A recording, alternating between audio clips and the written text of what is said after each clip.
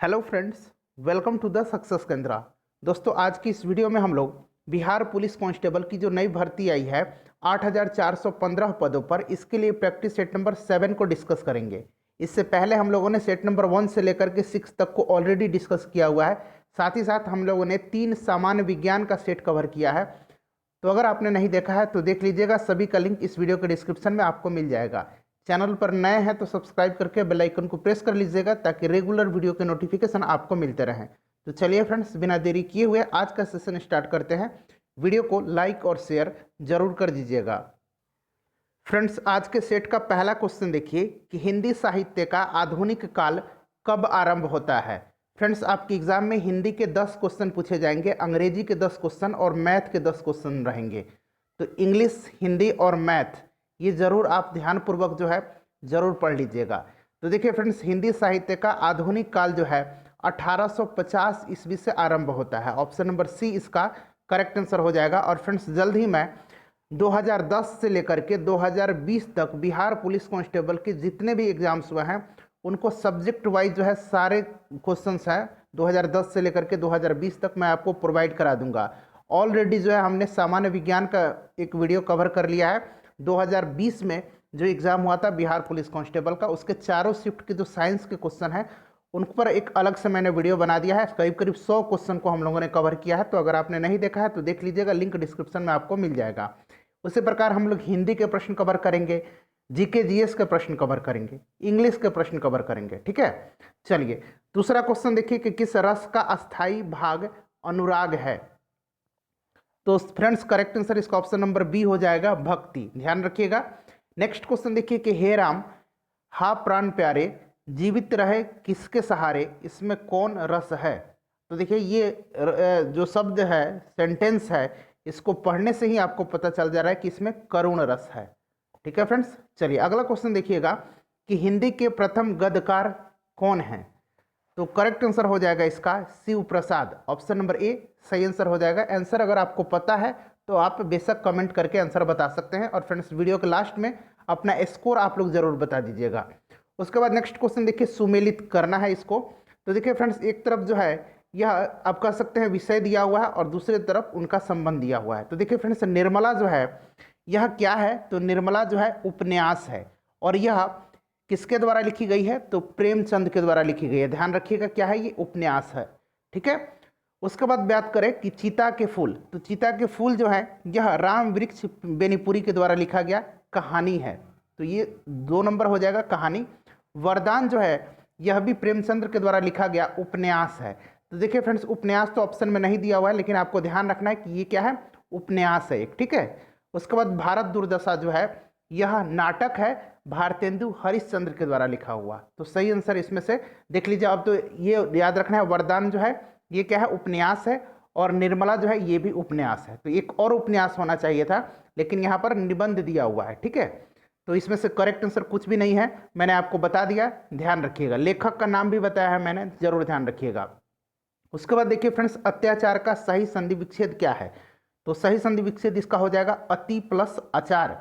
Option number B correct answer इसका हो जाएगा। भात दाल में कौन सा समास है। तो फ्रेंड्स, भात दाल में कौन सा समास है बताइए, द्वंद्व समास है। बिल्कुल करेक्ट आंसर हो जाएगा इसका ऑप्शन नंबर बी। अक्ल चकराना मुहावरे का अर्थ क्या होगा। तो इस मुहावरे का अर्थ हो जाएगा कुछ समझ में न आना, यानी कि ऑप्शन नंबर ए इसका सही आंसर हो जाएगा। फ्रेंड्स, वीडियो को जरूर लाइक कर दीजिएगा और आपको यहाँ एग्जाम तक रेगुलर बिहार पुलिस संबंधित वीडियो आपको मिलेंगे। नेक्स्ट क्वेश्चन देख लीजिए कि गगन कौन लिंग है। तो फ्रेंड्स, गगन जो है यह जो है पुलिंग है। Option number B correct answer हो जाएगा, परिमाण बोधक। देखिए परिमाण है, परिमाण का मतलब समझते हैं ना। ठीक है, परिमाण बोधक में विशेषण कौन है। तो सही आंसर इसका हो जाएगा इसमें से 10। नेक्स्ट क्वेश्चन देखिए फ्रेंड्स, अब यहाँ से हम लोग इंग्लिश के क्वेश्चंस कवर करेंगे।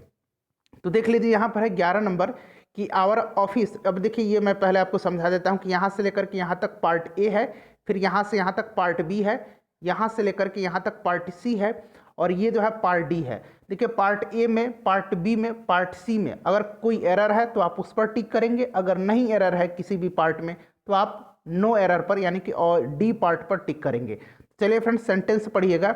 Our office building comprises 7 floors and a restaurant at the top in an area of about 800 square metres. तो देखिए फ्रेंड्स, ये जो कंप्राइसेस है इसके साथ हमेशा ऑफ का इस्तेमाल होता है, यानी कि कंप्राइसेस ऑफ 7 फ्लोर्स। तो देखिए पार्ट बी जो है इसमें एरर है, तो करेक्ट आंसर पार्ट बी हो जाएगा, ध्यान रखिएगा। उसके बाद देखिए नेक्स्ट क्वेश्चन देखिएगा, क्वेश्चन नंबर 12। यहाँ से आपको क्वेश्चन नंबर 12 मिलेगा। देखिए क्वेश्चन नंबर 12 है कि John always as his friends always fill in the blanks है the permission of his mother before going for a rugby match. तो फ्रेंड्स इसका करेक्ट आंसर हो जाएगा ऑप्शन नंबर ए, आस्क। ठीक है, हमेशा अपने माता का वो परमिशन मांगते हैं तब वो रग्बी मैच के लिए बाहर जाते हैं। My sister unlike my brothers, खाली स्थान है, to have a career in engineering. तो फ्रेंड्स इसका करेक्ट आंसर क्या हो जाएगा? इसका correct answer option number A हो जाएगा, वांट्स। ठीक है, ध्यान रखिएगा, इसी तरह के बिल्कुल बेसिक प्रश्न आपके एग्जाम में पूछे जाएंगे। उसके बाद देखिए फ्रेंड्स, अगला क्वेश्चन है कि आपको इसका सिमिलर मीनिंग बताना है। ये जो हैगार्ड है इसका सिमिलर मीनिंग आपको बताना है। तो फ्रेंड हैगार्ड का मतलब होता है चिंतित, थका हुआ, मरियल सा। ठीक है, तो सही आंसर इसका हो जाएगा ऑप्शन नंबर ए, इमेसिएट। उसके बाद अगर हम बात करें इंसेन, तो इंसेन का मतलब होता है पागल। रिजेक्टेड का मतलब आप समझते हैं रिजेक्ट करना। उसके बाद देखिए रेडिक्यूल से रेडिकुलस बना है, मतलब रेडिकुलस मतलब बकवास। ठीक है, व्यंग करना। नेक्स्ट क्वेश्चन देख लीजिए, अगला क्वेश्चन है फ्रेंड्स, इसमें अपोजिट मीनिंग बताना है, उल्टा शब्द बताना है। ठीक है, तो देखिए ऑस्टेंटेशन का मतलब क्या होता है? तो फ्रेंड्स इसका जो मतलब होता है वो होता है मतलब बाह्य आडंबर, दिखावा करना। ठीक है, तो इसका जो है अपोजिट मीनिंग आपको बताना है। तो फ्रेंड्स अपोजिट मीनिंग इसका हो जाएगा मॉडेस्ट। ऑप्शन नंबर सी सही आंसर हो जाएगा, मॉडेस्ट मतलब नम्र, विनम्र। ठीक है, कोई दिखावा नहीं। क्लियर है? चलिए, बाकी इंसेन अभी मैंने बताया है, इंसेन मतलब पागल होता है। कॉमिकल मतलब हास्यास्पद होता है। उसके बाद स्वैंकी मतलब क्या होता है? स्वैंकी मतलब तड़क भड़क वाला। ठीक है, चलिए नेक्स्ट क्वेश्चन देख लीजिएगा फ्रेंड्स, ये इडियम फ्रेज है, इनका आपको सही इसमें से मतलब बताना है। Pillar to post, pillar to post का हिंदी में अगर बात करें तो एक कठिनाई गई नहीं कि दूसरी कठिनाई में आप पड़ गए। ठीक है, तो सही आंसर इसका हो जाएगा 16 नंबर का, वन प्लेस टू अनदर। उसके बाद नेक्स्ट क्वेश्चन देखिए, ऑप्शन चॉइस। ऑप्शन चॉइस का मतलब होता है भाई जो मिले उसको आप एक्सेप्ट कर लो, ले लो। ठीक है, कोई आपका एक पार्टिकुलर चॉइस नहीं है। तो सही आंसर इसका हो जाएगा option number C, no real choice at all. Option number C सही आंसर हो जाएगा। फ्रेंड्स उम्मीद कर रहा हूँ कि वीडियो आप सभी को पसंद आ रही होगी, तो प्लीज़ फ्रेंड्स वीडियो को लाइक जरूर कर दीजिए और देखने के बाद इसको शेयर जरूर कर दीजिएगा। उसके बाद देखिए इसमें ये क्या है कि select the alternative who is the best substitute for a of the phrase. ठीक है, तो वन वर्ड सब्स्टिट्यूशन है, giving undue favour to one's own kith and kin. तो फ्रेंड्स इसका जो मतलब हो जाएगा ऑप्शन डी हो जाएगा, नेपोटिज्म। ठीक है, क्लियर है? चलिए आगे बढ़ते हैं। नेक्स्ट क्वेश्चन हमारा है, हाँ नेक्स्ट क्वेश्चन हमारा है, अब देखिए नेपोटिज्म मतलब होता है भाई भतीजावाद। ठीक है, चलिए नेक्स्ट क्वेश्चन है, इसमें से एक्टिव पैसिव बनाना है। तो हु टीचेस यू मैथमेटिक्स, इसका आपको पैसिव बनाना है। तो फ्रेंड्स करेक्ट आंसर इसका हो जाएगा option number A, by whom are you taught mathematics. याद रखिएगा, एक प्रश्न आपके निश्चित रूप से जो है एक्टिव पैसिव और एक प्रश्न डायरेक्ट इनडायरेक्ट से पूछा जाएगा। तो अगला क्वेश्चन हमारा डायरेक्ट इनडायरेक्ट का है, I don't know the answer, do you, she asked. तो करेक्ट आंसर इसका क्या हो जाएगा बताइए? इसका करेक्ट आंसर हो जाएगा, देखिए ऑप्शन नंबर यहाँ मैं सी आपको दिखा देता हूँ। हाँ, ऑप्शन नंबर सी हो जाएगा, she said that she did not know the answer and ask me if I did. ठीक है, ऑप्शन नंबर सी इसका सही आंसर हो जाएगा। नेक्स्ट क्वेश्चन देखिए फ्रेंड्स, 21 से लेकर के 30 तक मैथ के क्वेश्चन है। देखिए नियमित बहुकोण का प्रत्येक आंतरिक कोण 150 है, तो इसकी कितनी भुजाएं होगी? तो ये फॉर्मूला पे है, फॉर्मूला क्या होता है? n-2 into 180 by n equal to, ये दिया हुआ है कितना? आंतरिक कोण 150। ठीक है, अब यहाँ n आपको निकालना है, तो आप इजीली अब निकाल सकते हैं, कोई दिक्कत नहीं होगी। इसको मल्टीप्लाई कर दीजिए। अब यहाँ से देखिए 180 n हो जाएगा। उसके बाद ये कितना हो जाएगा? 180 माइनस 2 से गुना करना है, तो ये 360 हो जाएगा। और ये n क्रॉस मल्टीप्लाई कीजिए तो 150 n हो जाएगा। अब देखिए 150 इधर आ जाएगा तो 180 में से घट जाएगा तो कितना? 30 n हो जाएगा। और ये माइनस में है, उधर जाएगा तो प्लस 360 हो जाएगा। एक जीरो से एक जीरो कट गया और ये नीचे आ जाएगा 3, n इक्वल टू कितना हो जाएगा? 12 हो जाएगा। ठीक है, कोई दिक्कत नहीं हुआ निकालने में, आंसर 12 इसका हो जाएगा, ऑप्शन नंबर बी। समझ गए होंगे। चलिए अगला क्वेश्चन देखिए कि sec theta minus tan theta equal to 1/3 है, तो sec theta plus tan theta कितना होगा। तो फ्रेंड्स फॉर्मूला आपको पता होगा कि सेक स्क्वायर थीटा, यहाँ मैं लिख देता हूँ, minus tan square theta equal to क्या होता है, 1 होता है। अब इसको हम कैसे लिख सकते हैं, देखिए ए स्क्वायर माइनस बी स्क्वायर के फॉर्म में है ये, बिल्कुल है, तो इसको लिख सकते हैं ए प्लस बी के फॉर्म में और इंटू ए माइनस बी के फॉर्म में। तो देखिए सेक थीटा प्लस एक बार टेन थीटा लिख देंगे और इंटू यहाँ जो लिख देता हूँ नीचे sec theta minus tan theta equal to कितना, 1 लिखेंगे क्योंकि फॉर्मूला में है। अब देखिए क्वेश्चन में आपको दिया हुआ है फ्रेंड्स, क्या क्वेश्चन में दिया हुआ है कि sec theta minus tan theta equal to 1/3, sec theta minus tan theta, तो आप यहाँ पे 1/3 रख दीजिए।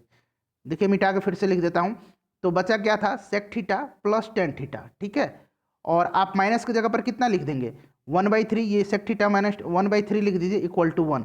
अब इसको सॉल्व कर लीजिएगा तो यहीं तो प्लस वाला हमको निकालना है, यही ना प्लस वाला निकालना है, तो ये प्लस वाला आपको मिल जाएगा। आप उधर भेज दीजिए, तो उधर भेजिएगा तो ये कितना जाएगा, 3/1 हो जाएगा, यानी कि 3 इसका वैल्यू आ जाएगा। ऑप्शन नंबर सी इसका करेक्ट आंसर हो जाएगा। चलिए अगला क्वेश्चन देख लीजिए, 23 नंबर। फ्रेंड्स मैथ के लिए पर्याप्त जगह नहीं है तो थोड़ा असुविधा होगी। व्यंजक x³ plus 6x square plus 11x plus 6 का निम्नलिखित में से कौन सा गुणनखंड नहीं है। तो देखिए इसमें से करना क्या है आपको, x³ है ये, अब इसमें से एक एक्स स्क्वायर आप ले लीजिए, ठीक है, इधर ले लिया आप एक एक्स स्क्वायर, तो अब कितना इधर बच गया, 5x स्क्वायर बच गया प्लस 11x बच गया प्लस 6 बच गया। अब एक बार इसका गुणनखंड निकाल दीजिए और इसका गुणनखंड निकाल दीजिए, गुणनखंड आपको निकालने आता है तो सही आंसर मैं बता देता हूँ, ऑप्शन नंबर ए हो जाएगा इसका, ठीक है। x प्लस 4 जो है इसका गुणनखंड नहीं है, बाकी x प्लस 1 होगा। उसके बाद बात करें तो x प्लस 2 हो जाएगा और x प्लस 3 इसका गुणनखंड होगा, 3 गुणनखंड निकलेगा, तो सही आंसर ऑप्शन ए हो जाएगा। उसके बाद देखिए रेखा दिया हुआ है कि इतना और एक रेखा इतना, इसके बीच का कौन होता है। तो देखिए फ्रेंड्स इसका सबसे पहले क्या निकालेंगे, देखिए इसका फॉर्मूला होता है कि y equal to mx plus b, ठीक है, ये होता है, ये m जो होता है ये क्या है, यही m क्या है फ्रेंड्स बताइए, यही तो स्लोप है। तो देखिए स्लोप निकालने का, दो लाइन के बीच का एंगल निकालने का फॉर्मूला होता है, यहाँ पहले फॉर्मूला लिख देता हूँ, tan theta equal to tan inverse, उसके बाद देखिए m1 माइनस m2, यानी कि स्लोप, एक लाइन का स्लोप माइनस दूसरे लाइन का slope plus m1 into m2 होता है। इसको पहले आप कहीं कॉपी पर नोट डाउन कीजिए, उसके बाद मैं आगे बताता हूँ, ठीक है। अब आगे मैं सिर्फ स्लोप बता दूंगा, आपको m1 m2 में से माइनस कर लेना है सिर्फ। अब देखिए हम निकालेंगे कैसे, तो y इक्वल टू क्या होता है, अभी मैंने बताया कि mx प्लस बी होता है। अब देखिए अब ये जो लाइन दिया हुआ है नीचे देखिए क्या दिया हुआ है, x plus 3y equal to 5, तो हमको y को इधर ही रखना है, mx की जगह देखिए x कितना है, x है। उसके बाद आगे क्या लिखेंगे, ये अब माइनस इधर आएगा या फिर इधर इसको भेज दीजिए जैसे मर्जी, इसी को भेज देते हैं हम। देखिए एक बार मैं और यहाँ पर लिख देता हूँ, y equal to mx plus b.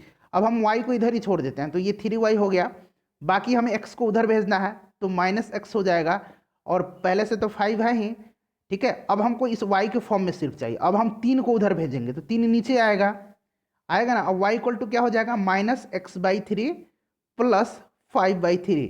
अब देखिए अभी हमने बताया कि स्लोप क्या है, तो कोफिशिएंट m क्या है, तो स्लोप है, और यही m जो है कोफिशिएंट ऑफ x होगा। तो देखिए कोफिशिएंट ऑफ x कितना है, 1/3 है ना, यहाँ देखिए नीचे 3 में है, तो कोफिशिएंट x जो है 1/3 हो जाएगा। क्लियर है, देखिए माइनस है तो यहाँ माइनस का साइन लगा देंगे, यानी कि एक m हमारा निकल गया। उसी प्रकार दूसरा m हम निकालेंगे, दूसरा m उसी तरह से निकालेंगे, हम -2y को इधर ही छोड़ देंगे, x को उधर भेजते हैं तो ये माइनस में जाएगा, या फिर ऐसे लिख लीजिए ना, इसको इधर भेज दीजिए, प्लस में चला जाएगा, तो 2y उधर चला गया प्लस में, उसके बाद इक्वल टू x है और माइनस में इधर 7 आया। अब हम इसको 2 को नीचे भेजेंगे तो देखिए कितना हो जाएगा, x/2 और -7/2। अब देखिए इसका कोफिशिएंट कितना हो जाएगा, इसका कोफिशिएंट जो है -1/2 आएगा, यानी कि प्लस में आएगा, 1/2 हो जाएगा सीधे, तो दोनों कोफिशिएंट निकल गया, यानी कि m1 अभी हमने निकाला कितना, -1/3, m2 अभी हमने निकाला 1/3, और फॉर्मूला जो मैंने आपको बताया था कि m1 theta equal to tan inverse m1 minus m2/1 plus m1 into m2, उसमें आप इस m की वैल्यू रखिए और आंसर निकाल लीजिएगा, आंसर 45 डिग्री आ जाएगा, ठीक है। ऑप्शन नंबर डी इसका करेक्ट आंसर हो जाएगा। देखिए इसका जो है परिसर निकालना है, रेंज निकालना है, तो सबसे बड़ा में से छोटा को हटा देना है। सबसे बड़ा देखिए 21 है, सबसे छोटा इसमें से 1 है, तो 21 - 1 यानी कि 20 इसका रेंज हो जाएगा। चलिए नेक्स्ट क्वेश्चन देख लीजिए, अगला क्वेश्चन है 26 नंबर। फ्रेंड्स इसका मैं आंसर नहीं बताऊंगा, इसका आंसर आप पहले मुझे कमेंट करके बताएंगे, ठीक है। चलिए, यह क्षेत्रफल दिया हुआ है, इसका व्यास आपसे पूछ रहा है सिर्फ। उसके बाद देखिए अगला क्वेश्चन है कि एक बेईमान विक्रेता जो है अपना सामान क्रय मूल्य पर बेचने का दावा करता है, फिर भी उसे 25% का लाभ होता है। कहीं ना कहीं घोटाला कर रहा है, ये सीधी सी बात है। वह 1 किलोग्राम के बदले में कितना वजन देता है? तो देखिए इसका फॉर्मूला होता है वास्तविक वजन, या मैं यहाँ इंग्लिश में लिखता हूँ रियल वेट इंटू 100। उसके बाद 100 प्लस माइनस लाभ हो या फिर हानि हो, ठीक है, लाभ प्रतिशत हो या फिर हानि प्रतिशत हो। तो इस फॉर्मूले पर आप पुट कर दीजिए। रियल वेट कितना हो जाएगा? 1000 ग्राम लिख लीजिए, क्योंकि 1 किलोग्राम पर बेच रहा है तो सबको ग्राम में रख लीजिए। उसके बाद देखिए रियल वेट 1000 ग्राम हो गया, 100 का आप 100 लिखेंगे, और देखिए 100 तो है ही, और इसमें क्या हो रहा है, लाभ कमा रहा है 25 का, तो प्लस यहाँ होगा, लाभ हो रहा है तो प्लस और हानि होता है तो माइनस। तो 100 प्लस 25 125 हो गया, तो 800 ग्राम इसका आंसर निकल के आ जाएगा। इसको सॉल्व कर दीजिएगा तो ठीक है। चलिए उसके बाद देखिए फ्रेंड्स, ये सिंपल, यहाँ थोड़ा सा कॉमन सेंस अप्लाई करना है। देखिए एक आयत है, कह रहा है कि इसका विकर्ण का लंबाई जो है ना, ये वाला विकर्ण, ये √41 दिया हुआ है। उसके बाद कह रहा है कि इसका क्षेत्रफल 20 है इस आयत का, ठीक है। अब क्षेत्रफल आपको पता है कि L/B होता है, और यहाँ विकर्ण भी दिया हुआ है। तो देखिए फ्रेंड्स, 5 गुना अगर हम 4 करते हैं तो एक बन रहा है ना 5 चौका 20, लंबाई गुना चौड़ाई, ठीक है। अब इसको हम चेक कर लेते हैं कि 5L और 4B होगा या नहीं, ठीक है। L 5 होता है और B 4 होता है कि नहीं, इसको हम लोग कैसे चेक करेंगे? तो देखिए ये एक तो समकोण त्रिभुज बन रहा है, विकर्ण इक्वल टू क्या हो जाएगा, लंब स्क्वायर प्लस आधार स्क्वायर, रूट अंडर में हो जाएगा, सीधी सी बात है। अब देखिए लंबाई का कितना है, 5 के स्क्वायर कीजिए 25, और ये 4 के स्क्वायर कीजिए 16, 25 16 कितना हो जाएगा, √41 41 हो जाएगा। यानी कि बिल्कुल 5 और 4 ही लंबाई और इसका चौड़ाई होगा। तो अब परिमिति निकालने का फॉर्मूला आपको पता है, 2 × L + B। L 5 है, B कितना है, 4 है, तो 5 4 9 और 2 18, 18 सेंटीमीटर इसका आंसर हो जाएगा। चलिए नेक्स्ट क्वेश्चन देखिए फ्रेंड्स, 29 नंबर। इस तरह का जो क्वेश्चन जब भी आए ना, तो आपको क्या करना है, जो सबसे ज़्यादा चाल हो उसको ऊपर लिख देना है, ठीक है। उसके बाद दोनों को माइनस कर देना है, दोनों को आप माइनस कर दीजिए, कितना आ जाएगा, 54 में से 45 घटा दीजिए, 9 बच जाएगा। इसको 60 से आप मल्टीप्लाई कर दीजिएगा, ठीक है। देखिए कितना हो जाएगा, करके देखिए। हाँ तो देखिए इसका कितना हो जाएगा, नहीं इस तरह से करना है, देखिए ऊपर माइनस करना है, 54 में से 45 को घटा दीजिए, और सबसे ज़्यादा वाला चाल को नीचे रखना है, तो ज़्यादा 54 है, गुना 100 हो जाएगा, ठीक है फ्रेंड्स। अब देख लीजिए इसको, ये 9 हो जाएगा, घटाइएगा तो नीचे 54 हो जाएगा, और गुना 60 हो जाएगा, ठीक है, क्योंकि मिनट में बदलना है, मिनट में ही पूछ रहा है आंसर। तो देखिए 9 × 6 = 54 और 6 × 10 = 60, यानी कि 10 मिनट बस रुकती है। सही आंसर ऑप्शन नंबर बी हो जाएगा। उसके बाद देखिए फ्रेंड्स, दाल के मूल्य में 30% की कमी हो जाने पर कोई व्यक्ति 350 रुपये में 7 किलो दाल अधिक खरीद पाता है, तो दाल का प्रति घटा हुआ मूल्य क्या है प्रति किलो पर? तो इसके लिए भी फार्मूला होता है, और आपको पता ही होगा इसके लिए क्या होता है फार्मूला। तो देखिए क्या करना है, 30% की क्या हो रही है, कमी हो रही है, बटा 100 कर दीजिए, इंटू, अब देखिए 350 रुपया में कितना खरीद रहा है, 7, इसको सॉल्व कर दीजिए, 15 किलोग्राम निकल के आ जाएगा। सही आंसर इसका ऑप्शन नंबर बी हो जाएगा। उसके बाद देखिए फ्रेंड्स, अगला क्वेश्चन है, अब यहाँ से जीके जीएस साइंस के क्वेश्चन आपको मिलेंगे। भगवान महावीर की मृत्यु कहाँ हुई थी? तो देखिए फ्रेंड्स, इनकी मृत्यु जो है पावापुरी में हुई थी। जन्म कहाँ हुआ था? तो जन्म इनका कुंडग्राम वैशाली में हुआ था। जैन धर्म के ये 24वें तीर्थंकर थे, आप सभी को पता होगा। चलिए नेक्स्ट क्वेश्चन देखिएगा। अगला क्वेश्चन है कि 1940-45 ईस्वी के दौरान कांग्रेस के अध्यक्ष कौन थे? तो फ्रेंड्स, कांग्रेस के अध्यक्ष उस समय कौन थे? मौलाना अबुल कलाम आज़ाद थे। सही आंसर ऑप्शन नंबर डी हो जाएगा। मौलाना अबुल कलाम आज़ाद 1940 के रामगढ़ सम्मेलन, जहाँ कांग्रेस का सम्मेलन हुआ था रामगढ़ में, वहाँ इनको अध्यक्ष चुना गया था। स्वतंत्रता के समय कौन थे कांग्रेस का अध्यक्ष? तो जेबी कृपलानी थे, ठीक है, ध्यान रखिएगा। अगला क्वेश्चन देख लीजिए। नेक्स्ट क्वेश्चन हमारा है फ्रेंड्स, हाँ यहाँ से देख लीजिए कि कांग्रेस का 1996 ईस्वी का अधिवेशन, जिसमें स्वराज 1906 का, माफ कीजिएगा, स्वराज का लक्ष्य घोषित किया गया था, कहाँ पर हुआ था? तो फ्रेंड्स ये कलकत्ता में हुआ था, और इसकी अध्यक्षता किसने किया था? ध्यान रखना, इसकी अध्यक्षता दादा भाई नौरोजी ने किया था, ठीक है, काफ़ी इंपॉर्टेंट है, ध्यान रखिएगा। उसके बाद अगर हम बात करें तो जरा आप लोग बताइए कि मुस्लिम लीग की स्थापना कब हुई थी? कमेंट करके मुझे बता दीजिए। अंग्रेज पुलिस अफसर कैप्टन सैंडर्स निम्नलिखित में से किसके द्वारा गोली मारा गया था? तो कैप्टन सैंडर्स जो था, इसको गोली मारा था किसने? सरदार भगत सिंह ने, ठीक है, ऑप्शन नंबर डी सही आंसर हो जाएगा। भगत सिंह के द्वारा इसकी हत्या की गई थी, इंपॉर्टेंट है, और इसलिए की गई थी कि साइमन कमीशन के विरोध के दौरान लाला लाजपत राय पर लाठी के कठोर प्रहार करवाया था, जिससे कि लाला लाजपत राय की मृत्यु हो गई थी और उसी का बदला उन्होंने लिया था इसको मार करके, ठीक है, इसको कैप्टन सैंडर्स को। अगला क्वेश्चन देख लीजिए, खाली स्थान पर लड़ा गया प्लासी का युद्ध भारत के इतिहास में एक महत्वपूर्ण घटना थी। तो प्लासी की युद्ध कब हुआ था? आप सभी को पता होगा, 23 जून 1757 को बंगाल के नवाब सिराजुद्दौला और अंग्रेज सेनापति रॉबर्ट क्लाइव के बीच लड़ा गया था। 23 जून 1757, option number C right answer इसका हो जाएगा। इसमें अंग्रेजों की जीत हुई थी। शिवाजी के प्रशासन में पेशवा कहा जाता था। तो पेशवा शिवाजी के जो मंत्रिमंडल था उसमें सबसे सर्वोच्च पद था और ये होते थे प्रधानमंत्री। Option number C correct answer इसका हो जाएगा। शिवाजी का मंत्रिमंडल जो था उसको अष्ट प्रधान कहा जाता था। क्या कहा जाता था? अष्ट प्रधान, याद रखिएगा, ठीक है, पूछा जाता है। 1945 ईस्वी में अणु बमों में गिराए जाने वाला तबाह हुए शहर नागासाकी और हिरोशिमा किस देश में है? तो फ्रेंड्स आप सभी को पता है कि 1945 में अमेरिका ने जापान के नागासाकी और हिरोशिमा पर एटम बम गिराया था। कहाँ है ये? जापान में है, ध्यान रखिएगा। इसी के बाद जापान जो है आत्मसमर्पण कर देता है। नेक्स्ट क्वेश्चन देख लीजिए कि निम्नलिखित में से किसने राज्य अपहरण नीति को क्रियान्वित किया? तो राज्य अपहरण नीति को किसने क्रियान्वित किया था, ये आपसे पूछा जा रहा है। तो फ्रेंड्स सही आंसर हो जाएगा इसका लॉर्ड डलहौजी ने। ऑप्शन बी जो है करेक्ट आंसर हो जाएगा, डलहौजी ने, ठीक है। नेक्स्ट क्वेश्चन देखिए, पानीपत की दूसरी लड़ाई निम्नलिखित में से किसके बीच हुई थी? तो पानीपत की दूसरी लड़ाई पूछा जा रहा है। पहली लड़ाई बाबर और किसके बीच में लड़ा गया था? इब्राहिम लोदी के बीच में, क्लियर है। इसमें बाबर की जीत हुई थी और बाबर जो है इसी के उपरांत भारत में मुगल साम्राज्य की स्थापना किया। दूसरा हुआ था अकबर और हेमू के बीच में, इसमें अकबर की जीत हुई थी, ठीक है, ध्यान रखिएगा। तीसरा हुआ था अहमद शाह अब्दाली और मराठों के बीच में। तो तीनों याद रखना है। नेक्स्ट क्वेश्चन देखिए, प्रसिद्ध कवि विल्हण किसके राज दरबारी थे? तो फ्रेंड्स ये विल्हण जो थे यह राज दरबारी थे विक्रमादित्य षष्टम के, यानी कि विक्रमादित्य 6 के, ऐसे विक्रमादित्य 6 लिखा जाता है, ध्यान रखिएगा, काफ़ी इंपॉर्टेंट क्वेश्चन है। और विक्रमादित्य ये 6 जो थे चालुक्य वंश के शासक थे, महानतम शासक थे, ऐसा आप कह सकते हैं। और विज्ञानेश्वर भी इन्हीं के दरबार में रहते थे। विज्ञानेश्वर जो थे इन्हीं के दरबार में रहते थे, विज्ञानेश्वर और बीड़हन, दोनों का नाम याद रखिएगा। अगला क्वेश्चन देखिए, बुलंद दरवाजा का निर्माण करने वाला मुगल शासक, तो आप सभी को पता है गुजरात विजय के उपरांत के दौरान किसने करवाया था? अकबर ने करवाया था। राष्ट्र संघ की स्थापना किस उद्देश्य से की गई थी? तो फ्रेंड्स आसान क्वेश्चन है, बताइए। इसकी स्थापना जो है भविष्य में विश्व युद्ध को रोकने के लिए, विश्व शांति के लिए इसका स्थापना की गई थी। ऑप्शन नंबर ए सही आंसर हो जाएगा। काफ़ी इंपॉर्टेंट है, जरूर ध्यान रखिएगा, मोस्ट इंपॉर्टेंट क्वेश्चन है। नेक्स्ट क्वेश्चन देख लीजिए कि साइमन आयोग किस वर्ष भारत आया था? तो साइमन जो है 1928 में भारत आया था, याद रखिएगा।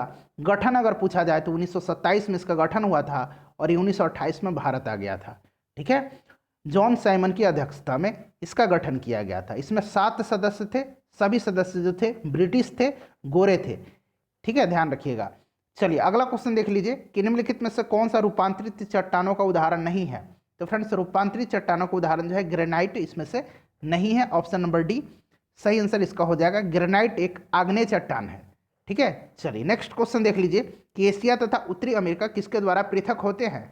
तो ये जो पृथक होते हैं ये होते हैं बेरिंग जल डमरू मध्य के द्वारा, एशिया तथा उत्तरी अमेरिका, ठीक है। एशिया का जो हिस्सा है रूस का और अमेरिका का जो हिस्सा अलास्का, यही होते हैं बेरिंग जल डमरू मध्य के द्वारा अलग। इंपॉर्टेंट है, जरूर ध्यान रखिएगा। उसके बाद अगर यहाँ दिखे कुक जल डमरू, तो कुक जल डमरू मध्य के द्वारा जो है न्यूजीलैंड जो है दक्षिण प्रशांत महासागर, न्यूजीलैंड में जो है ये उत्तर दक्षिण पूर्व में है कुक जल डमरू। बाश जल डमरू जो है तस्मान सागर एवं दक्षिण सागर को जोड़ती है। डोबर जल डमरू मध्य जो है इंपॉर्टेंट, डोबर याद रखिएगा, इंग्लिश चैनल एवं उत्तरी सागर को जोड़ती है और ये इंग्लैंड और फ्रांस को अलग करती है, डोबर जल संधि। नेक्स्ट क्वेश्चन देखिए कि नेक्स्ट क्वेश्चन है कि पानी का कोई भी रूप जो बादलों में से गिरता है उससे कहते हैं। तो फ्रेंड्स उसको क्या कहा जाता है? उसको कहा जाता है पेरिस्पिटेशन, ठीक है। ऑप्शन नंबर सी सही आंसर हो जाएगा। यहाँ देख लीजिए प्रेसिपिटेशन। उसके बाद अगला क्वेश्चन देखेंगे हम 47 नंबर हमारा क्वेश्चन है कि भारत के किस राज्य का क्षेत्रफल सबसे अधिक है? तो सबसे बड़ा जो राज्य है वो राजस्थान है, ध्यान रखिएगा क्षेत्रफल के हिसाब से। जनसंख्या पूछे तो उत्तर प्रदेश। रेडियो तरंगों के संचरण के लिए प्रयुक्त वायुमंडल का स्तर, ये क्वेश्चन जो है अभी बिहार पुलिस होमगार्ड का जो एग्जाम हुआ था उसमें पूछा गया था, याद रखिएगा आयन मंडल। भारत के निम्न बंदरगाहों में से कौन सा एक खुला सागरीय बंदरगाह है? तो खुला सागरीय बंदरगाह इसमें से आपको बताने हैं, बताइए। सही आंसर इसका हो जाएगा ऑप्शन नंबर ए हल्दिया, ठीक है। ऑप्शन नंबर ए हल्दिया भारत का एक खुला सागरीय बंदरगाह है। हल्दिया में तेल शोधक कारखाना भी है, जरूर ध्यान रखिएगा। ये कहाँ है? पश्चिम बंगाल में है हल्दिया। उसके बाद देखिए कि भारत की जनगणना 2011 के अनुसार जनसंख्या घनत्व कितना था? तो जनसंख्या घनत्व जो था ये था 382 व्यक्ति प्रति वर्ग किलोमीटर। याद रखिएगा ऑप्शन नंबर ए सही आंसर इसका हो जाएगा। सबसे ज्यादा जनसंख्या घनत्व बिहार का, सबसे कम अरुणाचल प्रदेश का। उसके बाद देखिए सर्वप्रथम एसटीडी सेवा किन नगरों के मध्य आरंभ हुई थी? तो ये कानपुर और लखनऊ के बीच सबसे पहले आरंभ हुई थी। कानपुर और लखनऊ के बीच में। देखिए ऑप्शन नंबर डी सही आंसर इसका हो जाएगा। कान्हा राष्ट्रीय उद्यान किस राज्य में स्थित है? वाल्मीकि राष्ट्रीय उद्यान बिहार के पश्चिम चंपारण जिले में है। कान्हा जो है ये मध्य प्रदेश में है। भारत का प्रथम उर्वरक संयंत्र कहाँ लगा था? तो फ्रेंड्स पहला उर्वरक जो ये संयंत्र है ये कहाँ लगा था? तो ये लगा था सिंदरी में। सिंदरी अब कहाँ है? झारखंड में है, ध्यान रखिएगा। चलिए अगला क्वेश्चन देख लीजिए 54 नंबर कि राष्ट्रीय आपातकाल घोषणा का दुरुपयोग रोकने हेतु संविधान संशोधन अधिनियम कौन सा है? तो ये संशोधन अधिनियम जो है ये 44वां संविधान संशोधन अधिनियम है, ध्यान रखिएगा। ऑप्शन नंबर इसका सी करेक्ट आंसर हो जाएगा। नेक्स्ट क्वेश्चन देख लीजिए कि भारतीय संविधान का अनुच्छेद 51A नागरिकों के मौलिक कर्तव्य से संबंधित है, किस संविधान संशोधन में इसे लाया गया? तो इसे लाया गया 42वां संविधान संशोधन। ठीक है, याद रखिएगा 42वां संविधान संशोधन। और ये जो संशोधन था ना 42वां, इसमें व्यापक पैमाने पर जो है काफ़ी परिवर्तन किए गए थे, बहुत कुछ जोड़ा गया था इसमें, तो इसको लघु संविधान के नाम से भी जाना जाता है। 42वां संविधान संशोधन को लघु संविधान के नाम से भी जाना जाता है, ध्यान रखिएगा। उसके बाद देखिए कि भारत सरकार ने भारत रत्न तथा पद्मश्री की उपाधियां संविधान के किस अनुच्छेद के अंतर्गत प्रारंभ की? काफ़ी इंपॉर्टेंट क्वेश्चन है।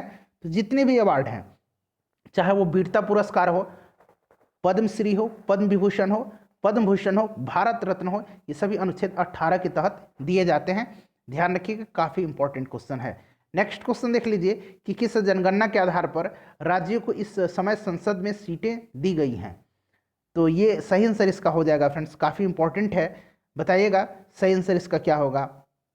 सही आंसर इसका हो जाएगा 57 का ऑप्शन नंबर सी 1971।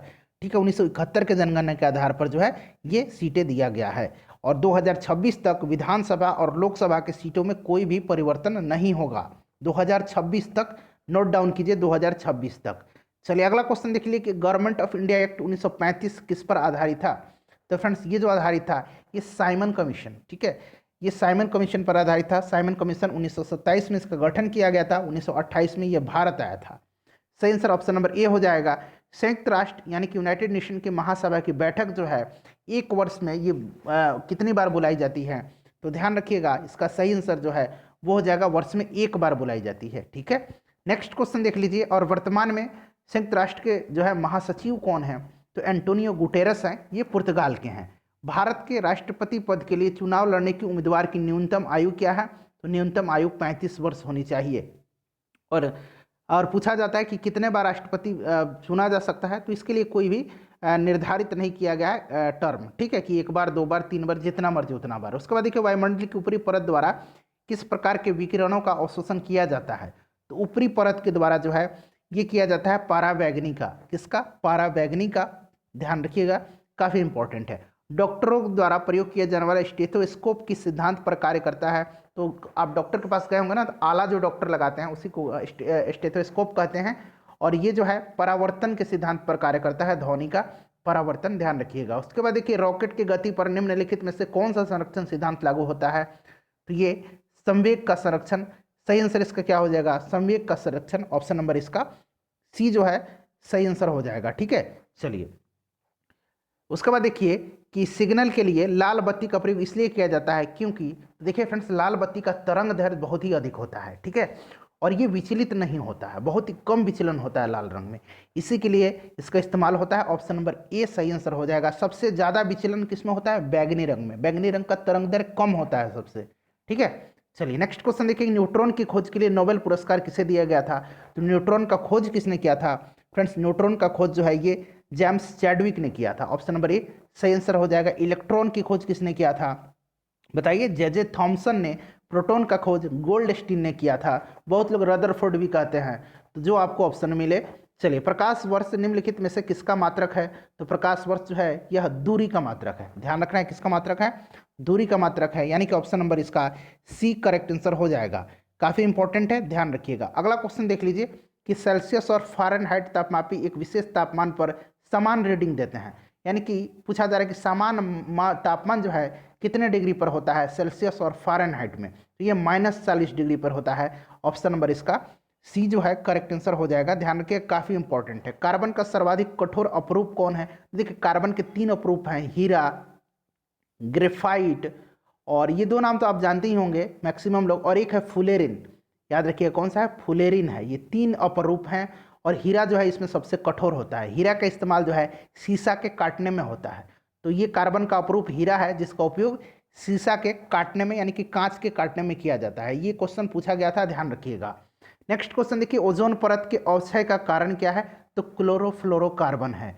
ठीक है, CFC, जिसको क्लोरोफ्लोरोकार्बन, ध्यान रखिएगा। ये CFC भी दिया रहता है ऑप्शन में सीधे अंग्रेजी में। उसके बाद देखिए, सफ़ेद फास्फोरस निम्नलिखित में से किसके नीचे रखा जाता है? तो सफ़ेद फास्फोरस को ये जल में रखा जाता है। Option number B correct answer हो जाएगा, ध्यान रखिएगा। उसके बाद देखिए फ्रेंड्स कि कपड़ों तथा बर्तनों को साफ करने के लिए प्रयुक्त डिटर्जेंट में क्या होता है? तो बताइए, सल्फोनेट होता है। क्या होता है? सल्फोनेट होता है। ऑप्शन नंबर बी सही आंसर इसका हो जाएगा, सल्फोनेट होता है। नेक्स्ट क्वेश्चन देखिएगा कि किस तत्व के परमाणु क्रमांक 17 है किसी तत्व का और द्रव्यमान 36 है, उसमें उसके न्यूक्लियस में न्यूट्रॉन की संख्या निकालना है। तो न्यूट्रॉन की संख्या निकालने का आपको तरीका है, आप द्रव्यमान में से ये क्रमांक को माइनस कर दीजिए, परमाणु क्रमांक, तो 36 में से 17 कर दीजिए, कितना बच जाएगा? 19 बच जाएगा, यानी करेक्ट आंसर इसका ऑप्शन नंबर बी हो जाएगा, ध्यान रखिएगा। उसके बाद नेक्स्ट क्वेश्चन देख लीजिए, और वैसे अगर परमाणु क्रमांक जिसका 17 है वो कौन सा एलिमेंट है? तो फ्रेंड्स ये है क्लोरीन। कौन सा है? क्लोरीन है, ध्यान रखिएगा।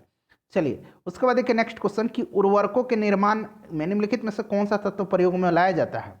तो उर्वरक के निर्माण में जो है प्रयोग में पोटेशियम लाया जाता है। ठीक है, चलिए नेक्स्ट क्वेश्चन देखिए, हीमोग्लोबिन और क्लोरोफिल 2 जीव अणु है, निम्नलिखित में से कौन सा कथन सही है? तो दोनों में लोहा है, दोनों में मैग्नीशियम है, क्लोरोफिल में मैग्नीशियम है और हीमोग्लोबिन में लोहा है। बिल्कुल सही है, ऑप्शन नंबर सी। ठीक है, क्लोरोफिल में क्या है? मैग्नीशियम धातु है और हीमोग्लोबिन में लोहा है। ठीक है, Mg और लोहा का Fe, ध्यान रखिएगा। उसके बाद 75 नंबर देख लीजिए कि निम्नलिखित में से किस वर्ग में सभी 3 पदार्थों में प्रोटीन का तत्व प्रचुर में होता है? तो प्रोटीन जो है सबसे प्रचुर में सोयाबीन में पाया जाता है। अगर जहाँ कहीं सोयाबीन मिले आपको सोयाबीन लगाना है, चना और मक्का। ठीक है, मानव शरीर में श्वसन कार्य का केंद्रीय नियंत्रण कहाँ होता है? तो फ्रेंड्स ये जो नियंत्रण होता है ये मेडुला ऑब्लोंगेटा में होता है। कहाँ पूछा जाता है? मेडुला ऑब्लोंगेटा किसका हिस्सा है? तो मस्तिष्क का हिस्सा है, याद रखिएगा। ठीक है, मस्तिष्क का हिस्सा है, ध्यान रखिएगा। नेक्स्ट क्वेश्चन देखिए, किसी शिशु के वंशागत जीनों की कुल संख्या में, तो फ्रेंड्स कुल संख्या में जो है माता और पिता प्रत्येक से प्राप्त जीनों की समान संख्या होती है, तभी तो पता लगाया जाता है कि किसका लड़का है। उसके बाद देखिए, निम्नलिखित में से वह रुधिर वाहिका कौन सी है जो जिगर को ऑक्सीजन जनित रुधिर ले जाती है? यानी कि ऑक्सीजन जनित यानी कि ऑक्सीजन युक्त, ऑक्सीजन से भरपूर। तो ये कौन सा है? ये फ्रेंड्स कौन सा है? फुफ्फुस धमनी है, इसमें शुद्ध रक्त बहता है। ठीक है, चलिए नेक्स्ट क्वेश्चन देखिएगा कि मानव शरीर में वे नियंत्रक केंद्र कहाँ है जो भूख, पानी संतुलन तथा शरीर में तापमान को विनियमित करते हैं? तो ये फ्रेंड्स कई बार मैंने क्वेश्चन बताया, ये हाइपोथैलेमस है। ठीक है, हाइपोथैलेमस है, ध्यान रखिएगा। नेक्स्ट क्वेश्चन देखिए कि रोहिणी यानी कि गलघोंटू और इन्फ्लुएंजा होने का कारण क्या है? तो इन्फ्लुएंजा होने का कारण तो आपको पता चलता होगा, ये एक क्या है? विषाणु के द्वारा होते हैं इन्फ्लुएंजा। ठीक है, और ये जो गलघोंटू है ये जीवाणु के द्वारा होता है। कोई सा भी इन्फ्लुएंजा जो है वो वायरस के द्वारा ही होता है। ठीक है, चलिए अगला क्वेश्चन देख लीजिए कि मानव विकास की दृष्टि से भारत के पड़ोसी देश में किस देश की स्थिति बेहतर है? तो ये बेहतर जो है श्रीलंका की है।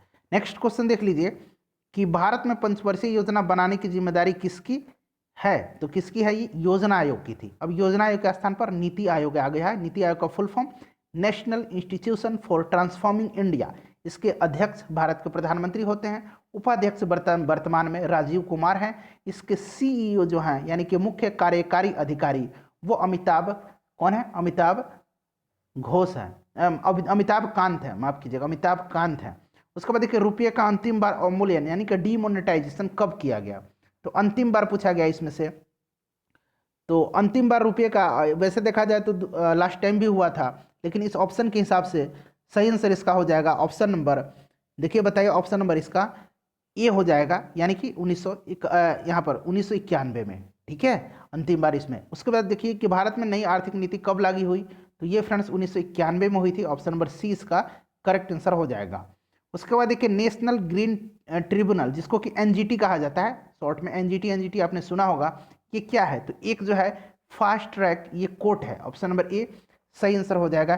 काफ़ी इंपॉर्टेंट है, इसका गठन ध्यान रखना आपको 2 जून सन 2010 में किया गया था। ठीक है, काफ़ी इंपॉर्टेंट है। यह एक वैधानिक संस्था है और इसके दायरे में देश में लागू पर्यावरण, जल, जंगल, वायु और जैव विविधता के सभी नियम कानून आते हैं, ध्यान रखिएगा।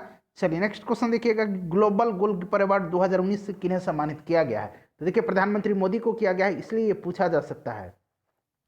उसके बाद देखिए हाल ही में संपन्न 24वें बुसान अंतर्राष्ट्रीय फिल्म महोत्सव में किस भारतीय अभिनेत्री को एशिया स्टार अवार्ड से नवाजा गया, तो फ्रेंड्स ये अभिनेत्री कौन है, देखिए काफ़ी इंपॉर्टेंट क्वेश्चन है। देखिए इसी तरह के क्वेश्चन आपके एग्जाम में देखने को मिलेंगे। ठीक है फ्रेंड्स, तो ध्यान रखिएगा, सही आंसर इसका हो जाएगा किनको नवाजा गया, तो करेक्ट आंसर इसका क्या हो जाएगा, करेक्ट आंसर जो है तनिष्ठा चटर्जी को।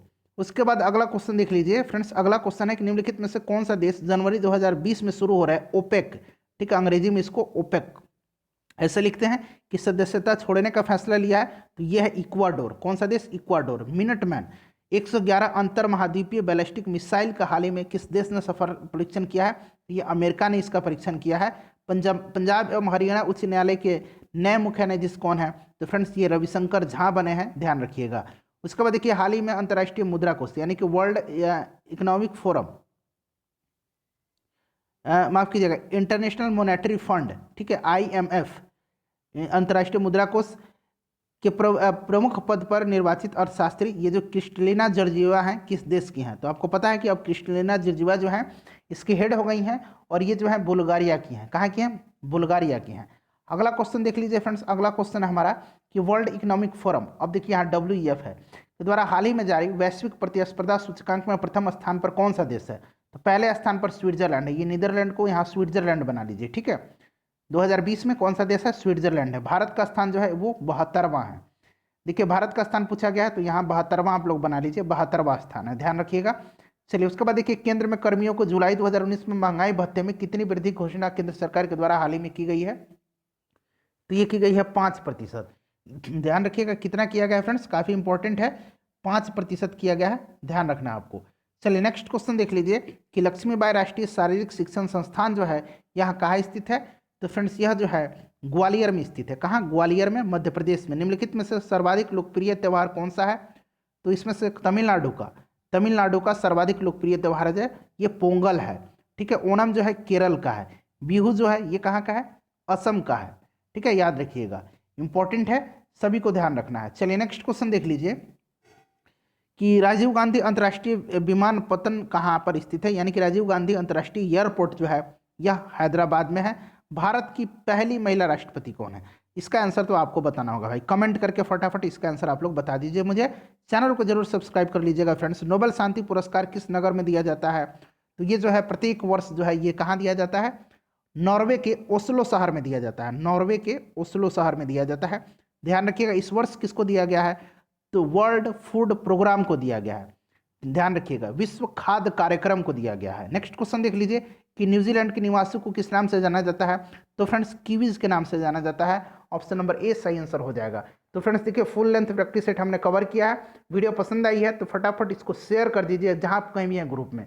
चैनल को सब्सक्राइब कर लीजिए और लिंक जो है डिस्क्रिप्शन में बाकी वीडियोज़ का मिल जाएगा, उसको जरूर देख लीजिएगा। मिलते हैं फ्रेंड्स नेक्स्ट वीडियो में। Thanks for watching.